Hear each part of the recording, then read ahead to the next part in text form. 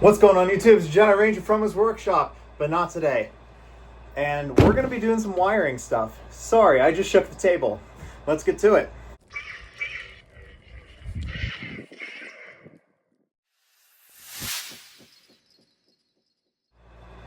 Alright, so what we're going to be talking about today is the two different types of blending that you can do with guitars. Now, the reason there's two types of blending is a little bit complicated, but in essence, there are special pots that you can use, or you can use a normal pot for blending. Well, okay. Technically, both of them usually use special pots because one has its specific taper, while the other one has a specific zone in the pot that's different from everything else. So I'm gonna grab the camera and start explaining it to you. Okay, I apologize if the camera's a little shaky. I'm holding it with my left hand because I do not have my tripod here. But in essence, you have two different types of pots. You have your standard potentiometer with 3 terminals, and then you have what is known in this case as an MN potentiometer, which means this row of lugs and this row of lugs are separate from each other circuit-wise. It's kind of like a DP-DT switch in that case. Tangent time. Start with, I'll just cover this to make it easy. So first we'll talk about the switch real quick, just so you understand how this works. So this is an SPDT switch, or it would be at least. And the way it works is really simple. You have a single line, and then when it closes, when this goes to there, the circuit will flow. Now, you can add what's called a throw, which in effect is just another row, or I guess in this case it'd be another column, which in essence takes that and does that to it. Which, if this one's closed, this top circuit will function, but the bottom circuit won't. That's how this works. And that's in essence how the pot works, except rather than being a switch, it's a resistor. It's an awful resistor. So, in essence, that's how an MN taper pot works. Now, the value of the pot really just depends on the pickup. I guess we'll talk about this one in a minute. But no matter what pot you're using and what type of blending you're going to be using probably one of 3 different values. 500K for humbucker. In this case, it doesn't really matter, but most guitars will use either a linear or an audio potentiometer. But for this example, we'll go with an audio taper, so this will be an A. And just for simplicity, we'll say we're using 2 humbuckers here. So we'll use 500K pots. And that's ohms, if you're curious. So now, the difference here is how these function. We'll start with, although more complicated wiring-wise, the less complicated to explain, which is the MN taper. So this is what I'd call more true blending, or full blending.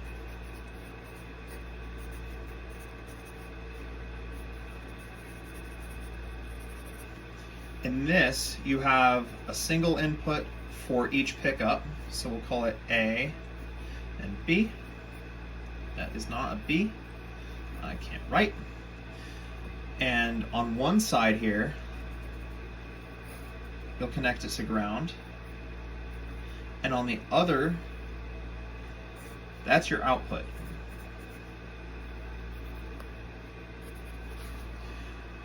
Now, if you turn the pot all the way to one direction, say all the way towards the A, you will only get A with just a little bit of B in there, because that's how pots just work. It's gonna happen.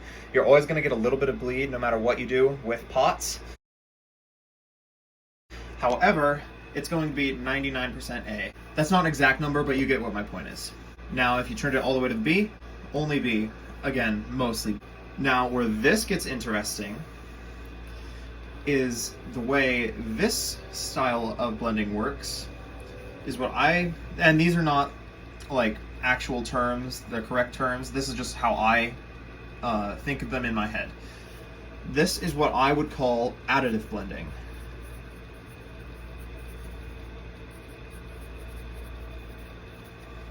Where rather than adjusting both values at once, you're adjusting one value while the other stays the same. So in this case, A will go in to, say, that lug, and B will go into the middle.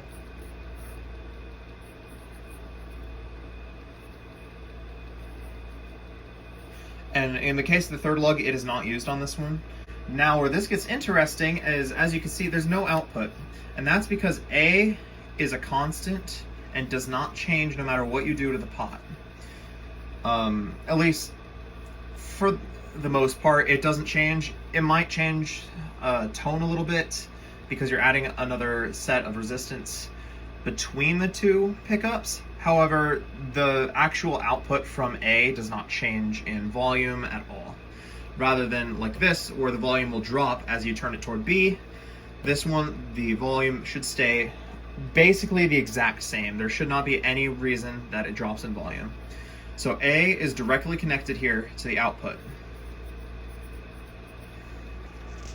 And in essence, that is the two ways it'll blend. There's different ways to wire this as well. There's different pros and cons too. So if you have, say, 3 pickups, this is a great option for Stratocasters because they have 3 pickups and you can wire the switch specifically into, I believe it's the B, which is the adding. So yeah, you can run the switch into B, which allows different pickups to act as that B. While in other cases, this can be better. So I'd say the main downside to the additive blending, aside from the fact that you can't just blend B, which you can fix with a switch, the main downside I'd say to this is you can't do stereo at all. So with this, rather than running this as an output, you could say run B as an output to the sleeve, not the sleeve, the ring, sorry, and A to the tip.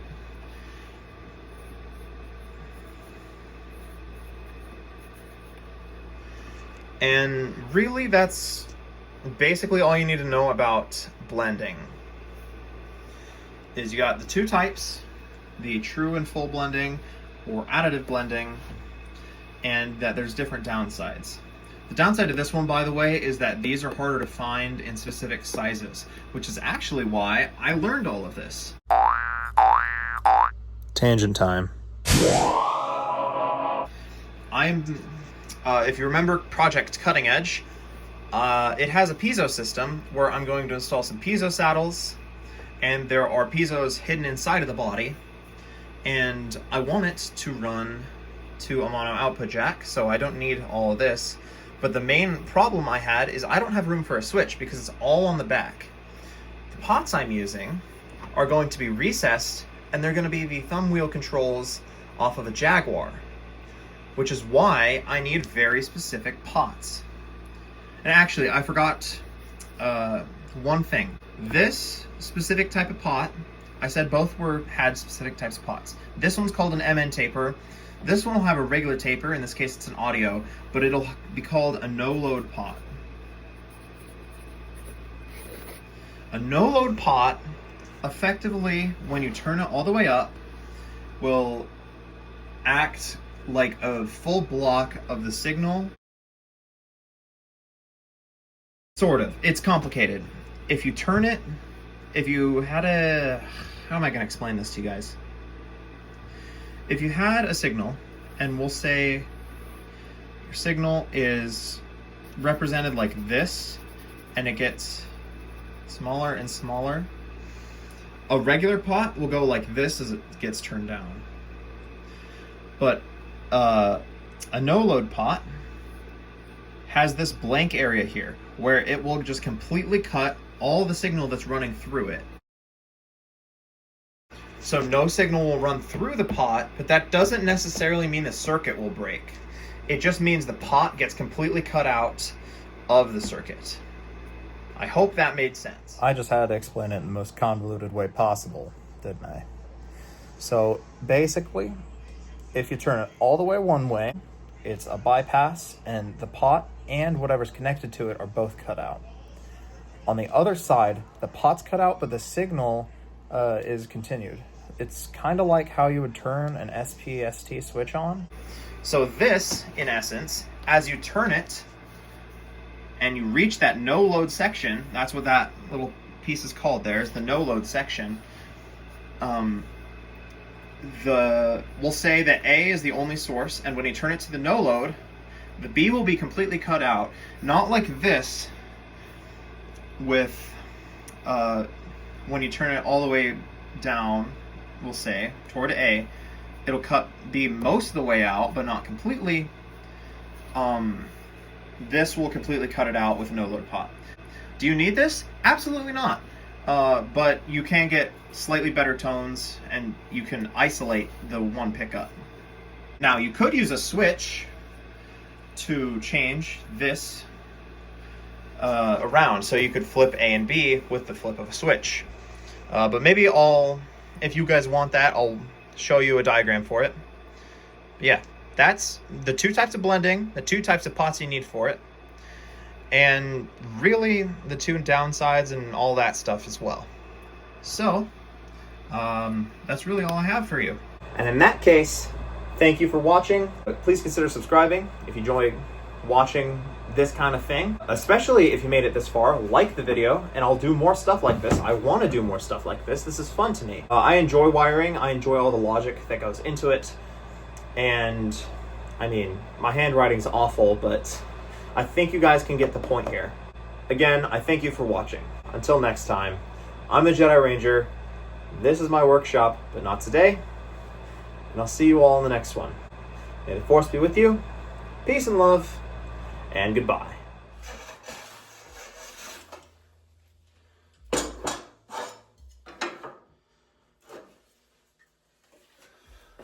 Thanks for watching. Please consider subscribing or leaving a comment or a like or anything, really, if you enjoy the content.